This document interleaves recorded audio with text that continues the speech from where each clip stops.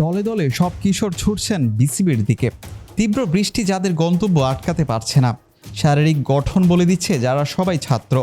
কিশোরদের সাথে এসেছেন তাদের অভিভাবকও।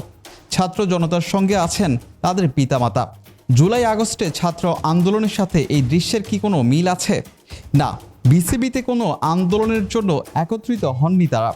বিসিবিতে যাদের দেখছেন তারা সবাই ক্রিকেটার। ঢাকা মেট্রোর বিভিন্ন ক্লাবগুলো থেকে উঠে আসা ক্রিকেটারদের নিয়ে বয়সভিত্তিক দলের বাছাই প্রক্রিয়া শুরু হয়েছে। প্রাথমিক ধাপ হিসাবে মেডিকেল টেস্ট দিতেই বিসিবিতে আগমন ঘটেছে এই ক্রিকেটারদের।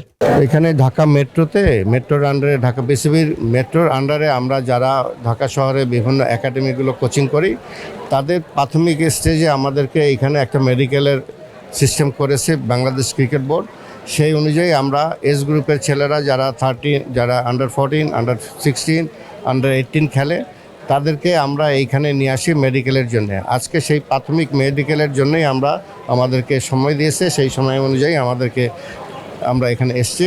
প্রাথমিক পর্যায়ে যারা মেডিকেলে টিকবে তাদেরকে নিয়ে বিসিবি সেকেন্ড প্রোগ্রাম হলো তারা বিভিন্ন নেটে নিয়ে গেলে তাদেরকে প্র্যাকটিস করা। জাতীয় দলের শান্ত মিরাজরা উঠে এসেছেন এই বয়সভিত্তিক দল থেকেই। বাছাইতে অংশ নেওয়া ঢাকার সিটি ক্লাবের ছাত্র ছিলেন পেসার আবাদত হোসেনও।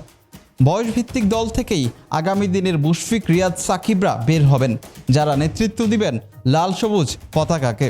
সময়ের সাথে খুদে ক্রিকেটারদের চিন্তাভাবনা এসেছে পরিবর্তন। এক সময় বাংলাদেশ ক্রিকেটের তারকা বলতে সাকিব, তামিমদের যারা মনে করতেন, তারাই এখন বলছেন ভবিষ্যতে ক্রিকেটার হতে চান নিজের মতো করে। অ্যাকচুয়ালি আমার তেমন উল্লেখযোগ্য কেউ নেই। আমি চাই আমি আমার মতোই খেলি, কারণ আমার উল্লেখযোগ্য কেউ আইডল নেই। বিশ্ব ক্রিকেটে বাংলাদেশের খুব বেশি সাফল্য না থাকলেও দেশে জনপ্রিয়তা বেড়েই চলেছে ক্রমান্বয়ে। পরিবর্তন এসেছে সমাজের দৃষ্টিভঙ্গিতেও। একটা সময় ছেলে মেয়েদের ডাক্তার, ইঞ্জিনিয়ার ছাড়া অভিভাবকদের মাথায় আর কিছুই ঘুরপাক খেত না। তারাই এখন বলছেন ভিন্ন কথা। কেউ কেউ তো ত্যাগ শিকারের কথাও ভুলে যেতে পারেননি। ওর বাবা হয়েছে এখন প্রবাসী। এর খুবই ইচ্ছা শক্তি, খুবই কান্নাকাটি করতো সে ক্রিকেট খেলোয়াড় হবে। ওদের একটা ইচ্ছা স্বপ্ন যে ক্রিকেটার হয়, সেই জন্য আর কি।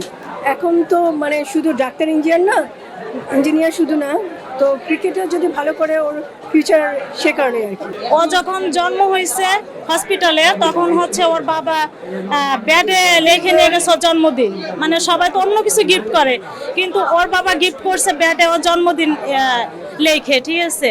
তা সেখান থেকে শুরু করে অনেক বড় স্বপ্ন যে জাতীয় দলে খেলবে। কারণ আমার ছেলেও শুরু থেকে ওর ক্যারিয়ার বড় একটা ক্রিকেটার হবে, তো ছেলের ক্যারিয়ারটা আমিও সাপোর্ট করি। ছেলের স্বপ্নে আমার স্বপ্ন।